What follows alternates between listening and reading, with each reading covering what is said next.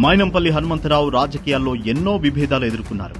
కానీ ఎప్పుడూ కుటుంబ బంధాలను రాజకీయాలతో కలపలేదు. కుటుంబ గౌరవాన్ని కాపాడుతూ రాజకీయాలు ఒకవైపు, కుటుంబం మరోవైపు అనే విలువను పాటించారు. వ్యక్తిగత బంధాలను రాజకీయ లాభ నష్టాల కోసం వాడకుండా కుటుంబ విలువలకు పెద్దపీట వేయడమే ఆయన రాజకీయ ప్రయాణంలోని ప్రత్యేకత.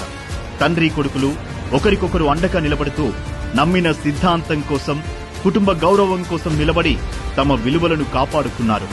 కానీ కేటీఆర్ ఏం చేశారు? అధికార దాహం, రాజకీయ కక్ష సాధింపు కోసం సొంత కుటుంబ బంధాలనే బలిపెట్టారు.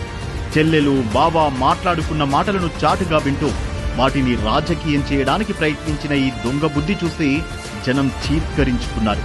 సొంత చెల్లెలిపైనే నిఘా పెట్టే ఇలాంటి వ్యక్తి సమాజానికి ఏ రకమైన కుటుంబ విలువలు నేర్పుతారు? కుటుంబ కలహాలను రాజకీయ ఆయుధాలుగా మార్చడం కాదు, విలువలను నిలబెట్టే పరిపక్వత, మాటకు కట్టుబడి ఉండడం, బంధాలకు గౌరవమిచ్చే నాయకులు కావాలని ప్రజలు ఆశిస్తారు.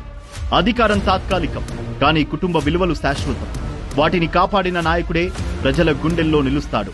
మన మైనంపల్లి హనుమంతరావు అన్నలా ప్రజానాయకుడు అంటే జనం మధ్య ఉండేవారు, కానీ జనాన్ని దూరం పెట్టి అవసరానికి ప్రజలను మాయ చేసేవాడు కాదు కేటీఆర్.